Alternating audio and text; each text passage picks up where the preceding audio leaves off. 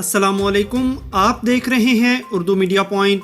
नाज़रीन कराम, शायकीन क्रिकेट के लिए यकीनन आज का दिन बहुत ही यादगार है, क्योंकि आज पाकिस्तान ने न सिर्फ जनूबी अफ्रीका को दूसरे टेस्ट में शिकस्त दी, बल्कि 18 साल से जिस बड़े एजाज के लिए तगोदो जारी थी वो भी पाकिस्तान क्रिकेट टीम आज अपने नाम करने में कामयाब हो गई।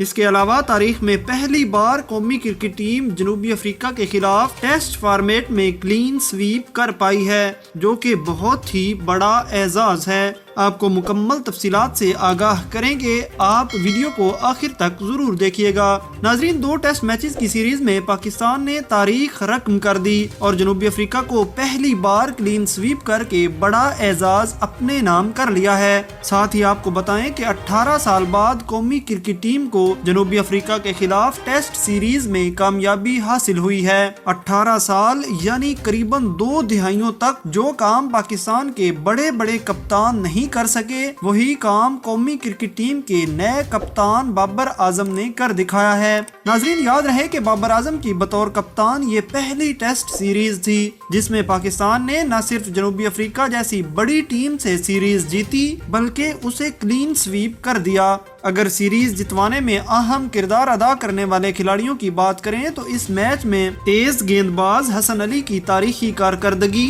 मोहम्मद रिजवान की शानदार बारी और कराची टेस्ट में फवाद आलम की जारहाना बैटिंग और नोमान अली का जबरदस्त डेब्यू यकीनन काबिले जिक्र हैं और क्रिकेट की तारीख में हमेशा याद रखे जाएंगे। नाज़रीन, आप कमेंट्स बॉक्स में पाकिस्तान जिंदाबाद जरूर कमेंट्स कीजिएगा और क्रिकेट से जुड़ी मजीद अपडेट्स के लिए देखते रहिए उर्दू मीडिया पॉइंट। अल्लाह निगहबान।